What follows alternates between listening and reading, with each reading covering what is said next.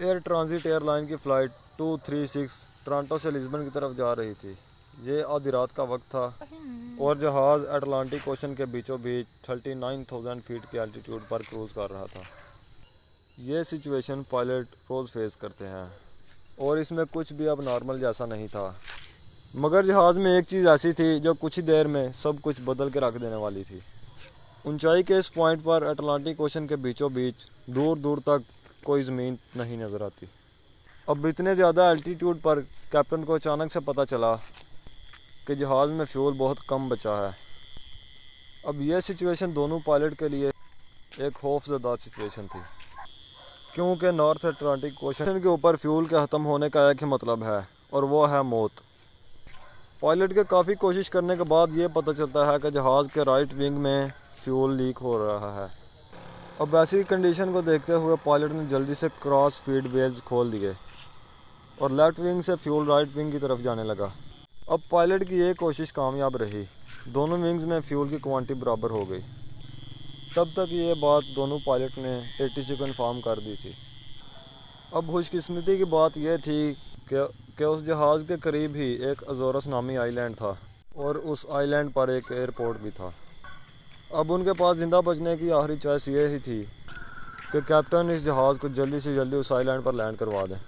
Captain ने पहली फुर्सत में ही एटीसी से रब्ता किया और उनको बताया कि हम लोग फ्यूल शॉर्टेज की वजह से लैंड करना चाहते हैं।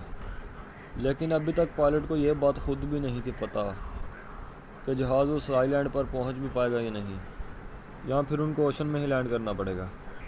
अब जहाज़ में सिर्फ 7,000 kg फ्यूल बचा था। अब देखने में तो ये सिर्फ बहुत ज़्यादा लगता है, लेकिन ये A330 की फ्यूल क्वांटिटी के मुताबिक सिर्फ 6% फ्यूल था और वो भी बहुत तेज़ी से कम होता जा रहा था। और अब कंडीशन ये थी कि हर 5 मिनट में 1000 kg फ्यूल लीक हो रहा था। उस फ्यूल लीकेज के बायस अब इनके पास बहुत ही कम फ्यूल बचा था, जिससे उस आइलैंड पर पहुंचना मुमकिन ना था। अगले कुछ ही मिनटों में जहाज़ के राइट इंजन में आग भड़क उठी। यह सब देखकर जहाज़ में अफरा तफरी मच गई। हर तरफ शोर और चीख पुकार सुनाई दे रही थी। अब जहाज़ में सिर्फ 4000 kg फ्यूल और एक इंजन बचा था और इस एक इंजन के साथ जहाज़ का क्रूज़ कर पाना बहुत ही मुश्किल था। अब आहिस्ता आहिस्ता इस जहाज़ का एल्टीट्यूड कम होने लगा। जहाज़ बहुत ज़्यादा तेज़ी से समुंदर की जानब जाने लगा। जब पायलट ने यह बात एरोज आइलैंड के एटीसी को इन्फॉर्म की तो पूरे एयरपोर्ट पर सिक्योरिटी लगा दी गई। जहाज़ जो कि अभी भी असेरा एयरपोर्ट से 240 किलोमीटर दूर था और इसमें सिर्फ 600 kg फ्यूल बचा था। ऐसे में जहाज़ का दूसरा इंजन फुल थ्रस्ट पे चलने की वजह से आग पकड़ गया और बहुत तेज़ी से जल गया और अब इस जहाज़ के पास कोई इंजन नहीं था।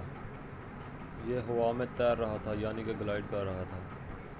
दोनों इंजन बंद होने की वजह से अब जहाज़ में मुकम्मल तौर पर अंधेरा और खामोशी छा गई। और वो खामोशी ऐसे थी कि मानो जैसे तूफ़ान के पहले का सन्नाटा हो, क्योंकि इंजन की मदद से ही जहाज़ पूरा इलेक्ट्रिकल सिस्टम चलता है। अब एयरपोर्ट सिर्फ 160 किलोमीटर दूर था और कैप्टन को ये डिस्टेंस सिर्फ और सिर्फ ग्लाइड करके पार करना था। नॉर्मली बगैर इंजन के जहाज़ को ग्लाइड करना बहुत ही मुश्किल होता है। अब जहाज़ के पास उड़ान के सिर्फ 15 मिनट थे। या तो वो ग्लाइड करके उस एयरपोर्ट पर पहुंच जाता या फिर उसी ओशन में लैंड करना पड़ता। जब एयरपोर्ट से डिस्टेंस सिर्फ और सिर्फ 15 किलोमीटर रह गया तो इस जहाज़ की हाइट अभी भी 13,000 फीट थी और नॉर्मली इतने डिस्टेंस पर एल्टीट्यूड 3000 पर रखना होता है। और अब अगर पायलट ने नोज़ डाउन करके एल्टीट्यूड को कवर करने की कोशिश की तो जहाज़ की स्पीड बहुत ज़्यादा तेज़ हो जाती और ये लैंडिंग एक क्रैश लैंडिंग भी हो सकती थी। अब पायलट ने जहाज़ को एक 360 का चक्कर लगवाया। जब ये जहाज़ चक्कर पूरा करके दोबारा अपने उसी रूट पर आया तो वो एल्टीट्यूड सिर्फ 5000 फीट रह गया और एयरपोर्ट से फासला अभी भी उतना ही था। नॉर्मली लैंडिंग के वक्त फ्लैप्स को डाउन किया जाता है ताकि जहाज़ की नोज़ नीचे की जानिब हो जाए और ऐसे हालात में जहाज़ की पावर का बेहद इस्तेमाल किया जाता है ताकि उसकी उड़ान को बरकरार रखा जाए। मगर दोनों इंजन के लॉस होने पर उनके पास ये सब नहीं था, इसीलिए अब ये लैंडिंग नॉर्मल लैंडिंग नहीं होने वाली थी।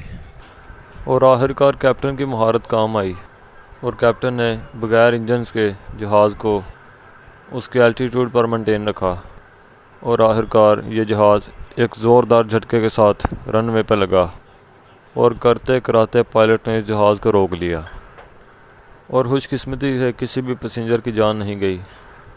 ये हादसा एयर फ्रांस की तारीख का एक खुशकिस्मत तरीन हादसा था।